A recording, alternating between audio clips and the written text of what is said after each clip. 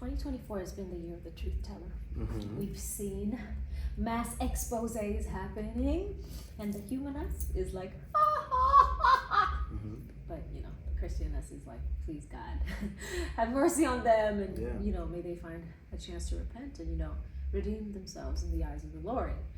But being it that is the year of the truth tellers, what would you say has been the most aha moment for you in terms of truth telling this 2024 as a performer, as an entertainer?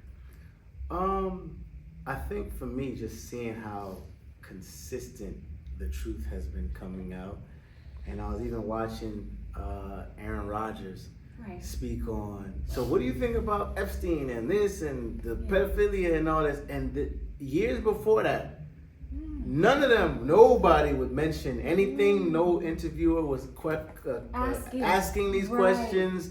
So it's like a veil has been lifted off of the industry, and I love it. I think that it's really dope that the celebrity is forced to be more human. You're starting to see that it's going back to days of if you have talent or not. People don't like the fake. People are no longer falling for the facade. People don't like seeing like the whole Met Gala thing. Like people are really upset. Like, yo, how are these people having $100,000, this and this and this? I actually did not know that. So just to give a light to anyone who didn't, the Met Gala is supposed to raise money for the Metropolitan Art Museum or whatever it is. And so people pay, even if you're invited, you pay a hefty amount of money. Yeah, you pay $75,000. There you go. To walk the carpet. And it's like, okay, where does the money go? You know, I would expect, or I would hope that there would be some form of charitable foundation that this went to, you know. But no, okay, so yes, please. So you're starting to see, so people are upset. And I guess there's just so much access now with social media that you see everything. That's why they want to ban the TikTok. But there's so much access that people are now seeing everything, and they're starting to grow like turned off by it. Like I'm out here suffering, and I'm seeing you parade all these things and all these things. So I think a lot of just different situations are happening where people are waking up, the industry's being uncovered. And just the real is surviving. You know, like, and the way Cat Williams just set the year ablaze, like it's 60 is the most viewed interview all time on social media, all time. Oh, it's crazy. So like, and it was because of the truth. Whether that was truth or not, who knows? You don't know. I can't vouch that. Hey, everything he said was true. However, the fact that people are yearning for what they perceive to be truth. And that's where we are in this generation, and I think it's beautiful. How do you feel about it? I think it's beautiful because, so, you know, being born in the 80s, late 80s, growing up in the 90s, really growing up as a teenager in the early 2000s, what I experienced, the life that I experienced in terms of what I knew of celebrity culture and what was visible to me was just enough, and just like a healthy balance was available. Right now, there's so much smoke and mirrors everywhere you turn. And, you know, having been a part of the music industry, I had moments where I was almost tricked into going the other way because honestly, all my life, I've loved Jesus. I've always been a Christian and a believer. Did I do the best that I could in that time? Of course, we're not perfect still. You know, he's still, you know, I'm still working on myself even today. But back then, you know, I still had a heart that the Holy Spirit still convicted me on certain things. So I'll give you an example. I was looking for new management once upon a time. And I reached out to the most popular manager in Tanzania at the time, and I was like, I'm not gonna name no names, but I said, you know, I would like to, you know, consider being managed by you and your team. And he said to me, point blank, period, know this, know that. He said, if you come under our management, you have to understand that we do practice occultism, like witchcraft. witchcraft, black magic. Black magic. Yeah. And I said, excuse me, what? Yeah. He said, before the music comes out, we present it to some form of ritual that will take it and they to pray over it, right on side of prayer. Exactly. Yeah. And I asked, but do you not believe in God? Is it not enough? Because this is me naive to this whole thing. And he said, we do, but this is also part of our culture. Yeah. And they work hand in hand. And I said, absolutely no. Mm-hmm. I walked away from that meeting. I never pursued that conversation again. And I thank the good Lord Almighty that teach them while they were young. I thank God for my parents for instilling some fear of God in me early in my life, that I was like, I'm not gonna do that. You know what I mean? Absolutely. So to see it all come into this crazy. play, that was crazy. Yeah. But you've had a similar situation where someone has tried to poach you indirectly, you know, to anything that isn't the truth of God is a lie. Let's just establish that. Yeah. So, you know, that form of deception was presented to you for the riches and I was presented, you know, an opportunity at one point to go, you know, the witchcraft, black magic, the other side, you know, and again, you know,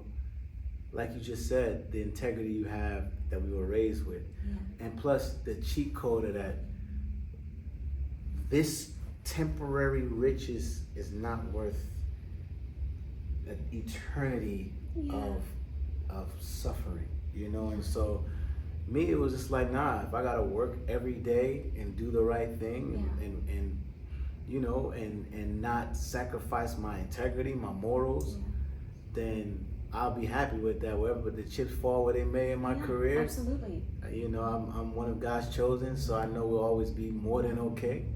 But in terms of that, like, I just don't understand it. I think it ain't that deep. it ain't that deep. My soul is deeper than all of this. My spirit, you know, knowing man. where I'm going at the end of this is more important. And you know, I think this is the veil that is coming off now. And I think that is the coolest part of this year. I think that this is a beautiful moment that TikTok has helped a lot, especially for me. You know, I was never really a TikToker, but never since I got on Instagram personally, it's the best thing. It's the best thing, you know. So all the but information. yours is a curated Christian. But mine is curated Christian TikTok and sports. You know what I mean? So like it's really powerful for me. But yeah, like I love it. I think it's lit, and I'm excited to see what happens next, man. Like I think it's cool, and I think it's showing people a different way that you can go about being successful. Yeah. And also just taking away the idolatry out of celebrity culture, which God detests. You know, and that's one thing that I really, really appreciate, that celebrities and popular people are people. They're extremely flawed like everybody else. We are extremely flawed, you know what I mean? Yeah, more so. We are too, Yeah, so it's one of those things where I thank God that the veil has been taken off, that we're taking the idolatry out of that and just enjoying music for what it is, or enjoying acting for what it is, you know. I love the fact that it's just going back to just, it's slowly, it's not all the way there yet, but it's going back to just enjoying the talent, you know, and enjoying like, wow, that person's special, and it's not like OD, you know. Back in the day, there wasn't social media, so it was a forced idolatry where you would walk and you see somebody, oh my God, that's Elvis walking down the street. Oh my God, because you'll never see them again. So I think the fact that you're so, if I want to go see what Baba Ba's doing, let me just go do. This is what they did today. This is what they did. What did somebody do today? Yo, at 3 o'clock they did this yesterday. It's no more star power, like for real, you know? So you're forced to just be incredible at what you're gifted to do. And I love that, you know? And so that's why there's no more movie stars. There's no more movie stars. There's no more movie stars. But before, Brad Pitt and all of them, you saw them on screen. You saw them in the magazine one time. You knew that it was gossip. And that's when you saw it. And then it was, oh my God, I think he touched that door handle. It was idolatry more so then, I feel like. Because it was forced to be, that's all you had. But I think it was based around the fact that something that came off of a screen came, like, You brought the screen to you, as opposed to being like, I worship the person.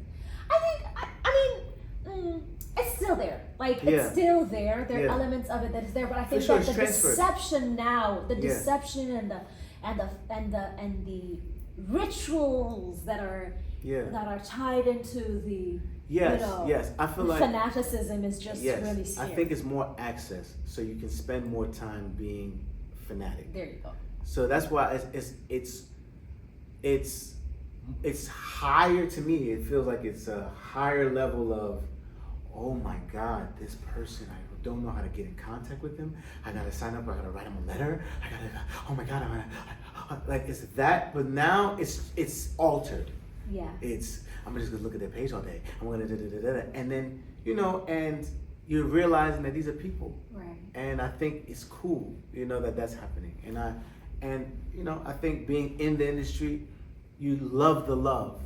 You love it, but you also know it's these people don't really know you, right. And they love you for what you do, right.